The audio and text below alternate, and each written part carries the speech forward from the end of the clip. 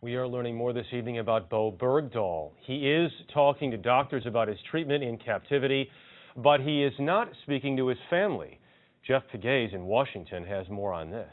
Sergeant Bowe Bergdahl is still in a U.S. hospital in Germany where he is being carefully monitored and prepared for his return to the U.S. after 5 years in the custody of the Taliban. Bergdahl, who is now telling the details of his captivity to military officials, says he spent at least some of that time in solitary confinement, a form of punishment after 2 failed attempts to escape. But the content of Bergdahl's debriefings are not being shared with top-ranking congressional officials, according to Dianne Feinstein, chairman of the Senate Intelligence Committee. I think this whole sort of deal has been one that the administration has kept very close, and in the eyes of many of us, too close. Her Republican counterpart, Saxby Chambliss, said he's also been kept out of the loop, and that Bergdahl's account of his captivity will ultimately be difficult to corroborate.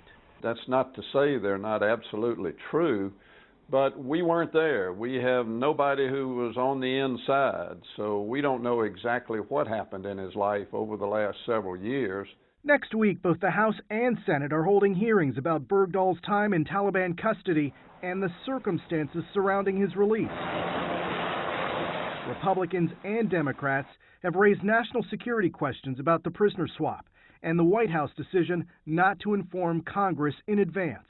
What I know today is what the President of the United States knows, that it would have been offensive and incomprehensible to consciously leave an American behind. Secretary of State John Kerry dismissed criticism that the 5 prisoners will now be an asset to the Taliban. I'm not telling you that they don't have some ability at some point to go back and get involved, but they also have an ability to get killed doing that.